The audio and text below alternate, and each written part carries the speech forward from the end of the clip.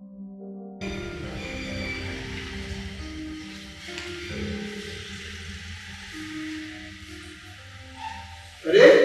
राहुल, तू यहाँ? हाँ मैं यहाँ। अरे अचानक कोई खबर नहीं? सरप्राइज। तू नहीं सुधरेगा यार। शादी हो गई, बच्चों का बाप बन गया, भी स्टाइल वही कॉलेज वाली। मैं तो इसी तरह खिलखिलाता रहता हूँ भैया, तेरी तरह देवदास बन के नहीं रह सकता। अच्छा, तो तुझे देवदास नजर आता हूँ? और नहीं तो क्या, तेरी इस हंसी के पीछे छिपी उदासी साफ नजर आ रही है रवि। यूं मुंह फेर लेने से सच्चाई नहीं छिपती रवि। तुझे क्या हो गया है रवि? आजकल तू फोन पर भी अनबनेपन से बात करता है, बेरुखी से बात करता है। कहाँ चली गई वो तुम्हारी सदाबहार मुस्कान? कहाँ चले गए वो तुम्हारे खिलखिलाते हुए ठहाके, जिनसे मोहित होकर कॉलेज की सबसे सुंदर लड़की ने तुझसे शादी की थी? वो सब तो कानूनी शिकंजे में कैद हो गए राहुल, और अपनों ने ही उस पर ताला भी लगा दिया। खैर छोड़ यार, चल कैंटीन चलते हैं, वहीं चाय नाश्ता भी कर लेंगे और गपशप भी हो जाएगी। अपनी बचपन से चली आ रही दोस्ती सिर्फ गपशप तक ही सीमित नहीं है रवि। हम हमेशा खुशियों में साथ रहने के साथ साथ एक दूसरे के दुख दर्द भी बांटते आए हैं। दुख दर्द को तो यथासंभव बांटा जा सकता है राहुल, लेकिन स्वार्थ युक्त आपसी विवादों को नहीं। लगता है भाभी से कोई गहरी अनबन चल रही है। तेरी भाभी तो स्वयं बहुत घबराई हुई है राहुल, ये सोचकर कि अब हमारे बच्चों के भविष्य का क्या होगा। अरे तो फिर विवाद किस बात का? ले आ, बैठकर बात करते हैं।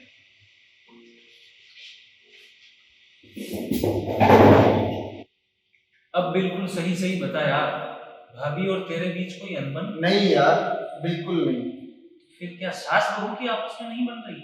नहीं यार, तू तो माँ को बचपन से जानता है, लड़ना झगड़ना तो दूर, मुझे तो डांटना भी नहीं आता। बहुत अच्छी बनती है दोनों। तो फिर तुम्हारा आपसी विवाद कौन सा आ गया यार? मेरी तो समझ में नहीं आ रहा। तेरी समझ में आएगा भी नहीं।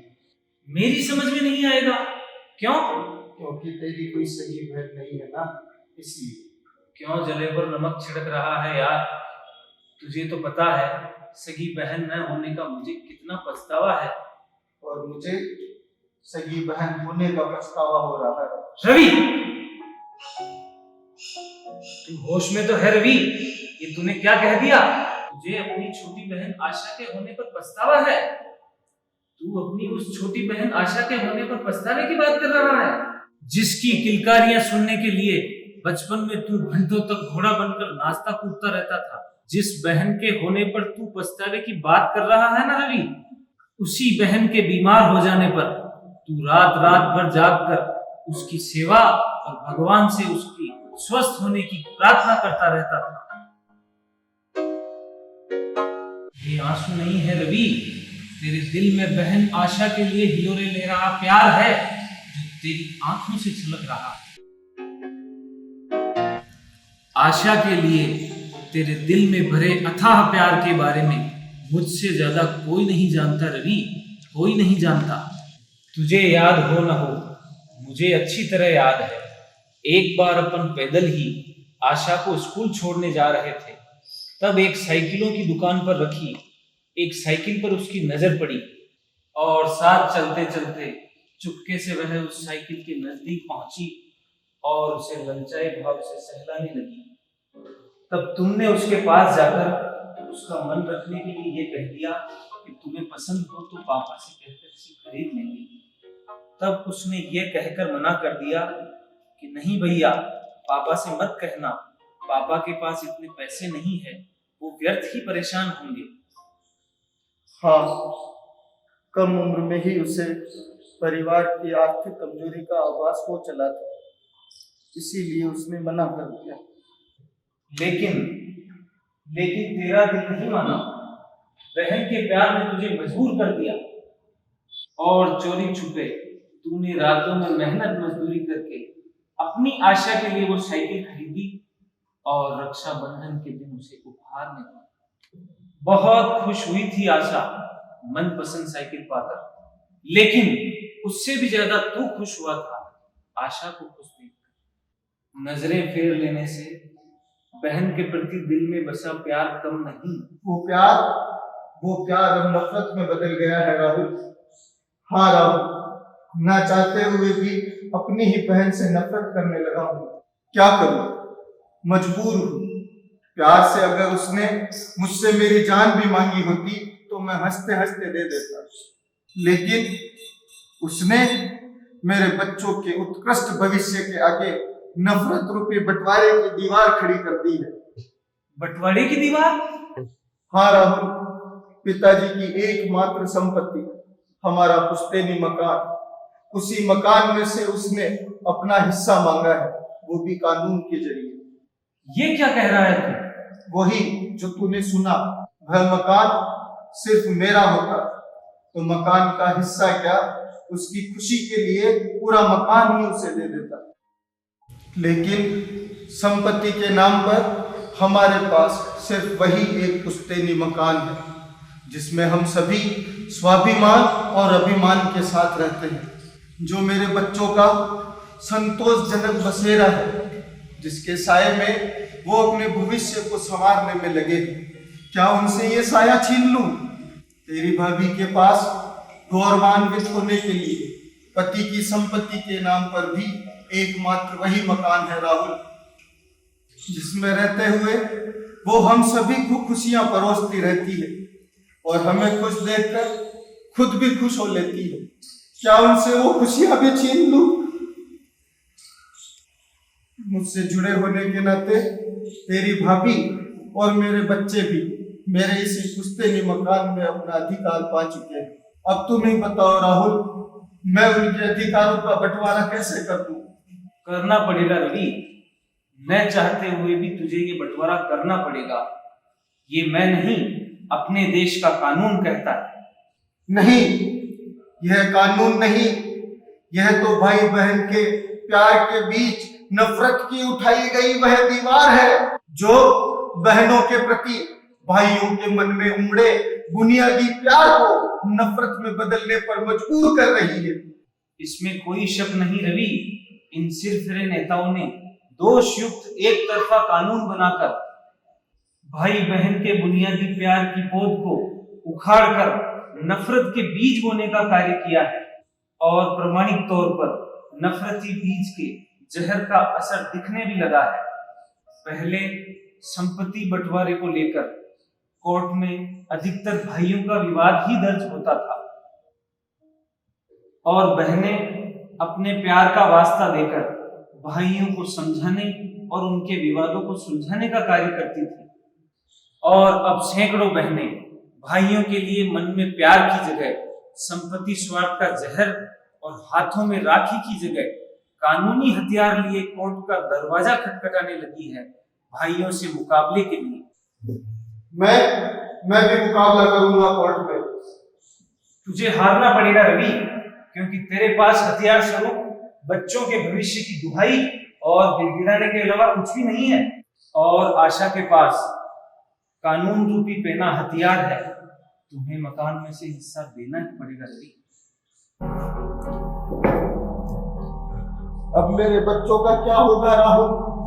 तेरी भाभी को क्या जवाब दूंगा, जिसने मां बनकर बिलखते हुए आशा को विदा किया था? मुझसे भी ज्यादा वो आशा का ख्याल रखती थी।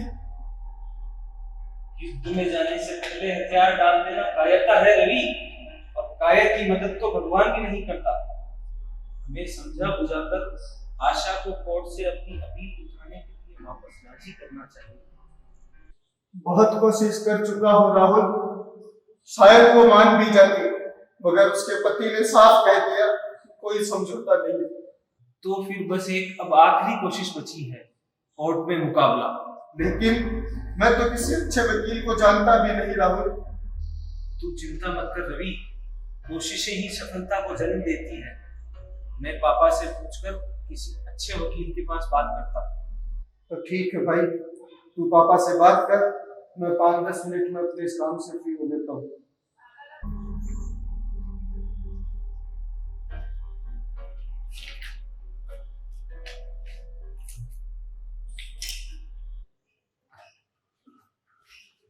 हो गई पापा से बात?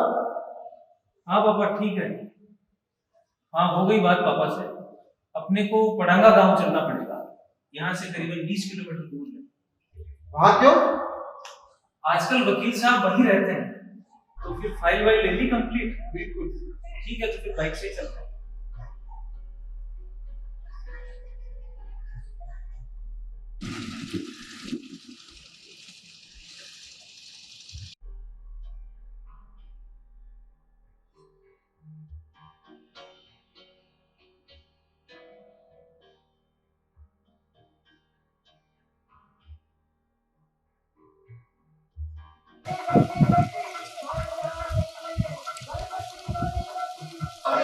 देख यार, ये गोवर्धन पर्वत का दृश्य कितना सुंदर है।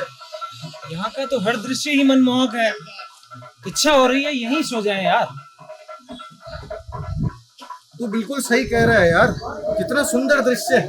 मुझे तो ये समझ नहीं आ रहा इतनी सुहावनी व्यवस्था की किसने। ये तो यार सरकार ने ही की होगी ऐसी व्यवस्था। नहीं यार, सरकार तो ऐसी व्यवस्था नहीं कर सकती। देख वो पंडित जी आ रहे हैं, उन्हीं से पूछ लेते हैं ये किसने किया है। हाँ। राम राम सर। राम राम सर। पंडित जी, ये इतनी सुंदर व्यवस्था इस गांव में क्या सरकार ने करवाई है? सरकार ने क्या बछड़ा करवाई है, हमारे गांव के सुनील जी कावड़िया ने करवाई है। अच्छा, आप कटे रहो साहब। हम तो गुलाबपुरा रहते हैं साहब, यहाँ मूल जी वकील साहब से मिलने आए हैं। अट्ठे कोई मूल जी नाम को तो वकील रहे ही रहते तो वो भी गुलाबपुरा ही थे, पर अभी 4-5 साल पहले यहाँ फार्म हाउस वाले भाऊ नहीं, हमें तो मूल जी वकील साहब से मिलना है। जी हाँ वेक वही सिंधी है, वहाँ का भाई भी वन भाऊ कहवे, जो गांव का सगड़ा है वन भाऊ के बला है। आप जो तो गेट पाओ नीचे उतरो, सामने जो गेट दिख रहा है वहाँ का फार्म हाउस वही गेट। हाँ साहब, राम राम। राम राम सर।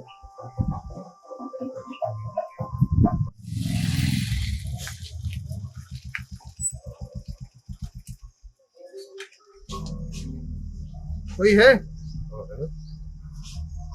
राम राम साहब। राम राम। या मैं भाऊ से मिलूं?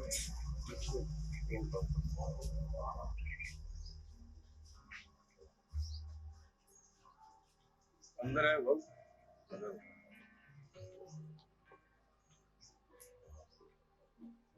आप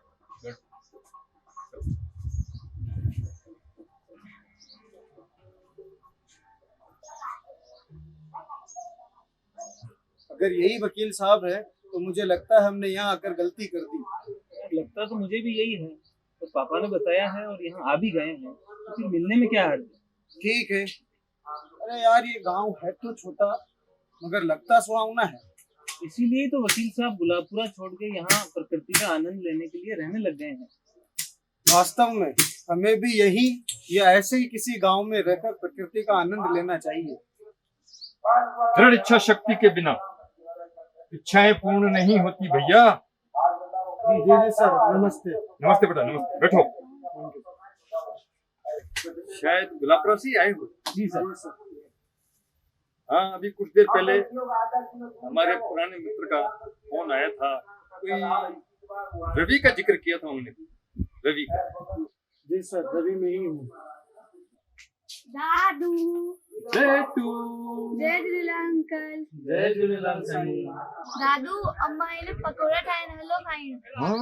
वो तो मजो अची वेंदो, पर हे गुलाबपुरा मां आया है न, पहिरियों हिननि जे लाइ नाश्तो खणी आ सुठो, पोइ पाण हलंदासीं मज़े सां पकोड़ा खाइण। कीअं? ओके दादू। वेरी इंटेलिजेंट सर आपकी पोती, और ये तो सिंधी भाषा भी जानती है। आएगी क्यों नहीं, हम सब घर में सिंधी में ही बात करते हैं। अच्छा, हाँ, बच्चे भी सिंधी में ही बात करते हैं? बिल्कुल, और क्यों न करें भैया, सिंधी तो हमारी मातृभाषा है। मातृभाषा को भूलना अपनी माँ को भूलने के समान है।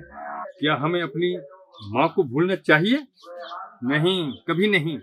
माँ के एहसास को तो जिंदगी भर अपने साथ रखना चाहिए, ताकि माँ का आशीर्वाद मरते दम तक हमें मिलता रहे। लीजिए अंकल, भोग लगाइए। अरे अरे अंकल, इनको नहीं, इनको उठाइए। क्यों बेटा? पहले इनको उठाओगे तो पापड़ हवा में उड़ जाएंगे। अच्छा, तो ये पेपर वेट है? हाँ। बड़ी नटखट है। आप अब इनको खाइए और साथ में अपनी समस्या भी बताइए, ठीक है?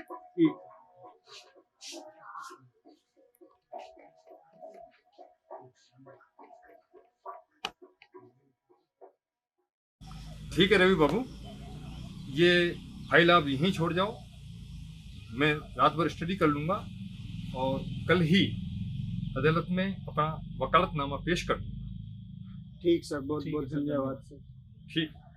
कौन है भाई बहन के रिश्तों का दुश्मन? देखिए दुश्मन रिश्तों का पार्ट 2 में।